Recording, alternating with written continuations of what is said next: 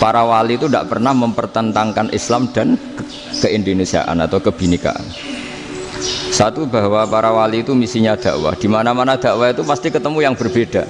Mulai beda agama, beda pilihan madhab, beda tradisi, beda kultur. Jadi itu tidak perlu dipertentangkan, tapi malah itu jadi lahan dakwah. Sehingga kita ini kalau diminta diskusi hubungan negara dan agama, malah bingung. Memangnya kenapa?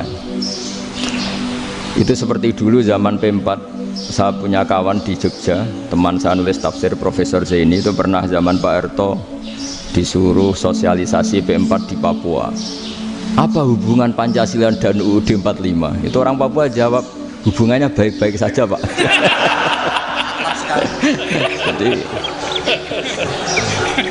yang unik tuh ketika disuruh baca Pancasila, 1 Pancasila, 2 ketuhanan yang Maha Esa. Nah, akhirnya 6 kan? Kenapa Pancasila jadi 6? Yang unik itu ketika ditanya, ini saya melihat langsung di TV 7 itu, Indonesiaku ini. Ada anak-anak kecil ditanya, bendera ini milik siapa? Bendera merah putih itu. Jawabannya apa? Milik sekolahan Pak aja. Karena memang milik sekolahan. Itu yang tanya itu kaget. Milik sekolahan Pak. Nah, tentang tema ini mohon dibaca ini langsung start ya, langsung serius, karena tadi sudah kayak jurkam tadi, ini yang langsung khas ilmuwan. Ini sebagai penghormatan saya pada Yunisma, ini khas keilmuan. Imam Zuhri adalah gurunya Imam Malik. Ya, saya ulang lagi ya, Imam Zuhri adalah gurunya Imam Malik. Halaman 29. Ini langsung start, saya baca halaman 29.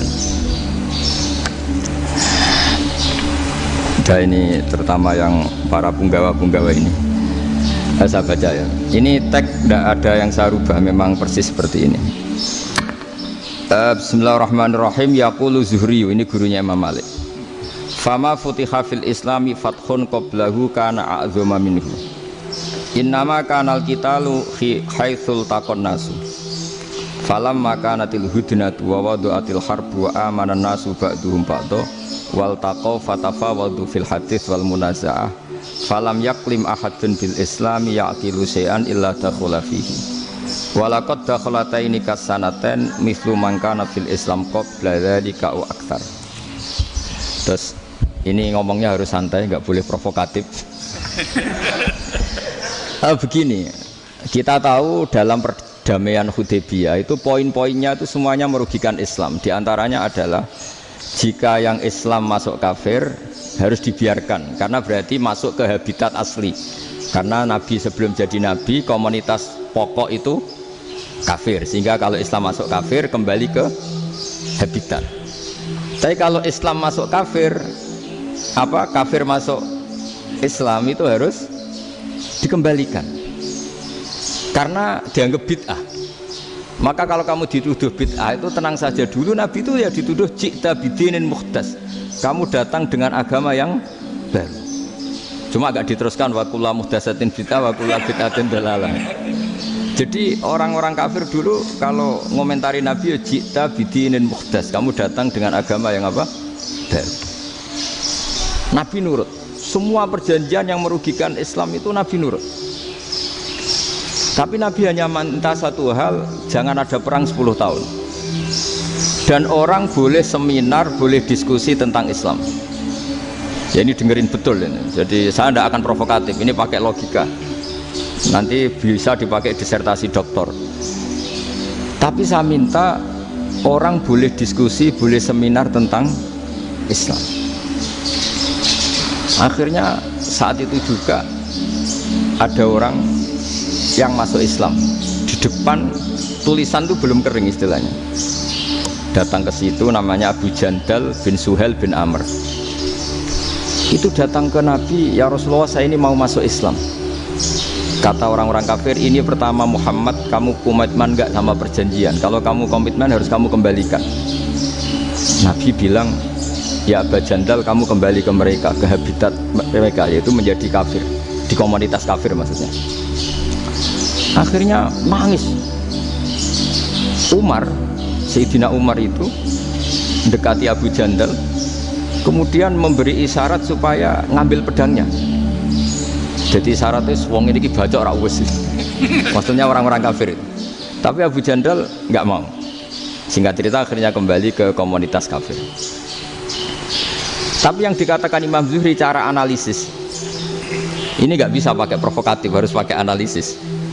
Innama kanal qitalu haitsul taqon nasu. Yang namanya perang itu menjadikan orang tidak berpikir jernih. Ini poin yang diambil oleh Rasulullah. Kalau dibahasakan Nabi curi kesempatan, masuk Nabi dikatakan mencuri, meskipun itu hanya bahasa ya. Tidak mungkin lah kita bahasakan seperti itu. Saya ulang lagi ya. Kenapa ada perang berkesinambungan sampai tahun ke-8 Hijriah? Mulai tahun kedua ada perang Badar sampai tahun 8 Hijriah itu perang terus. Nabi sama orang kafir perang terus. Akibatnya apa Pak Profesor? Namanya perang itu ya nggak kau bermikir. Pokoknya agar ketemu Islam perang, Islam ketemu kafir perang, nggak kau bermikir. Padahal Islam itu bisa diterima oleh akal sehat, harus lewat diskusi, lewat pengamatan, lewat pemikiran, lewat pengendapan berpikir. Makanya Nabi tahu ini masalah besar. Kalau orang perang terus, itu gak kober mikir Islam, tidak sempat diskusi tentang Islam. Makanya Nabi hanya minta satu poin. Oke, perjanjian ini satu rutin semua, tapi saya minta orang kafir semuanya boleh mendiskusikan Islam, boleh seminar tentang Islam. Mereka bilang iya, pada pikiran mereka kan diskusi paling piye.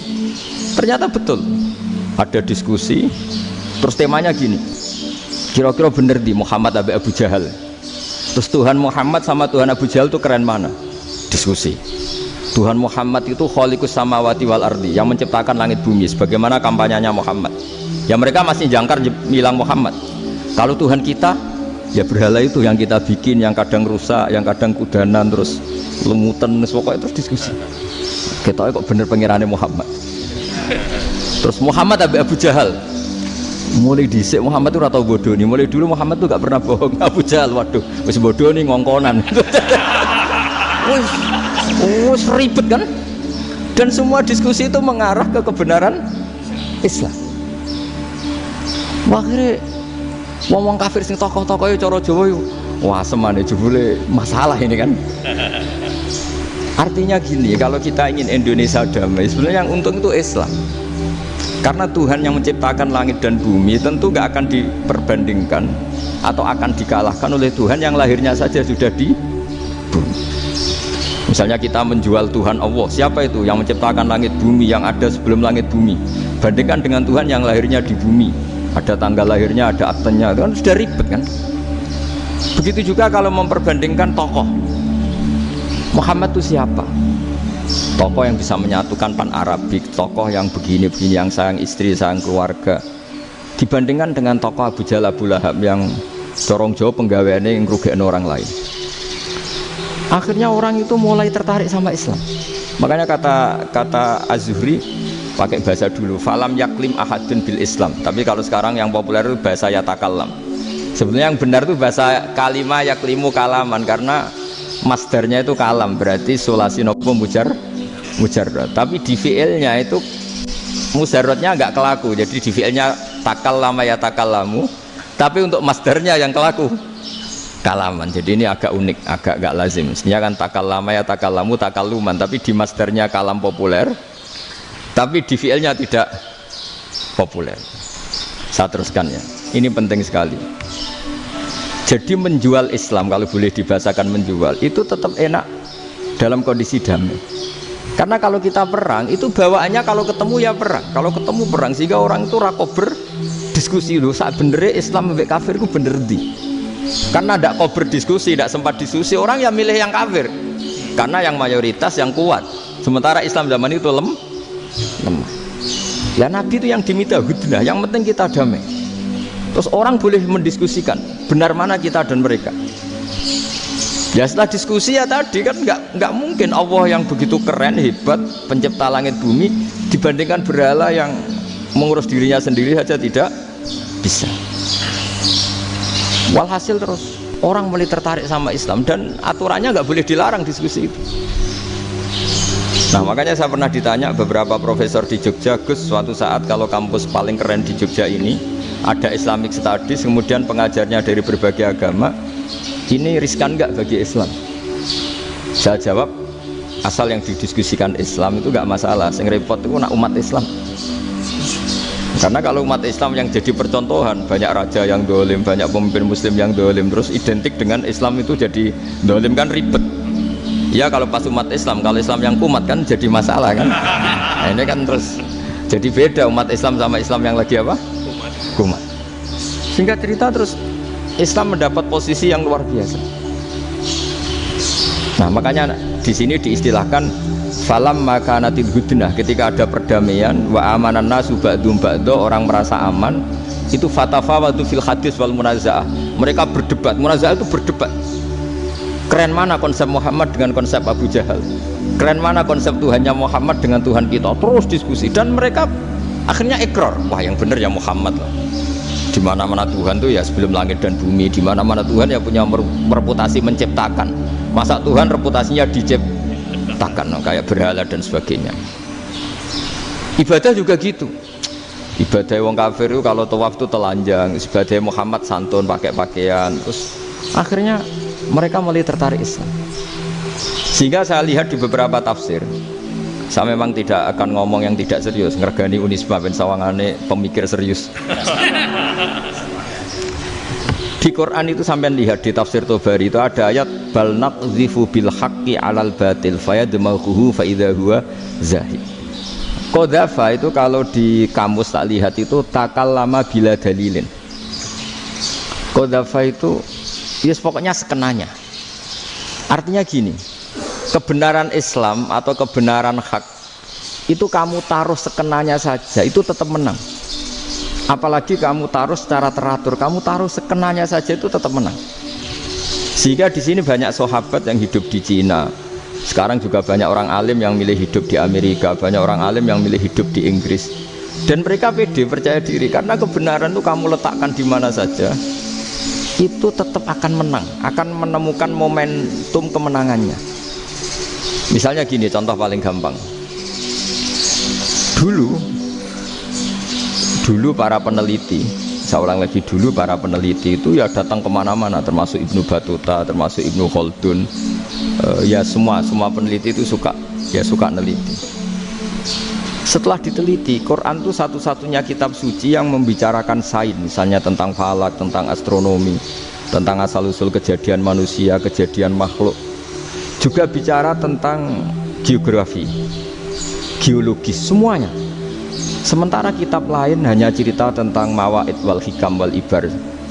Jadi diteliti kayak apa, pada akhirnya hak ini yang menang. Bal naqdhifu bil haqqi 'alal batil.